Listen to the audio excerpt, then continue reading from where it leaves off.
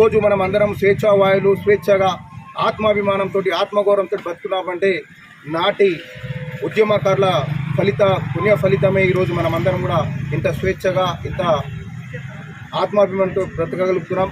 మరి అలాంటి మహిళా మనులు మా జీవితంలో స్ఫూర్తిదాయకం.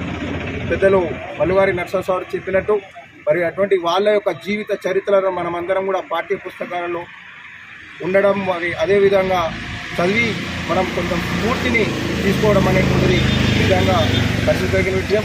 అదేవిధంగా కాంగ్రెస్ ప్రభుత్వం వచ్చిన తర్వాత మరి చాకలి ఐలమ్మ యొక్క పోరాట స్ఫూర్తిని గుర్తినట్టు ప్రభుత్వం అధికారికంగా జయంతి వర్ధంతి వేడుకలు నిర్వహించాలంటే గొప్ప నిర్ణయాన్ని కూడా మేమందరం కూడా స్వాగతిస్తూ మరి వారి యొక్క పోరాట స్ఫూర్తిని వారిచ్చుంటి ఉద్యమ యొక్క చరిత్రను మనమందు కూడా ముందుకు తీసుకెళ్ళి వారి యొక్క అడుగుజాడల్లో ఆశయ సాధనలో ముందుండాలని తెలియజేసుకుంటూ మరి మా నుంచి కూడా రజక సంఘం నుంచి మా సంఘానికి కానీ ఏదైనా అవసరం ఉంటే కూడా మా ప్రభుత్వం నుంచి అన్ని విధాలుగా సహాయ సహకారాలు అందిస్తామని తెలియజేసుకుంటూ ఈ అవకాశం కలిగినటువంటి పెద్దలందరూ కూడా ప్రత్యేక ధన్యవాదాలు తెలియజేసుకుంటూ ముగిస్తున్నాం.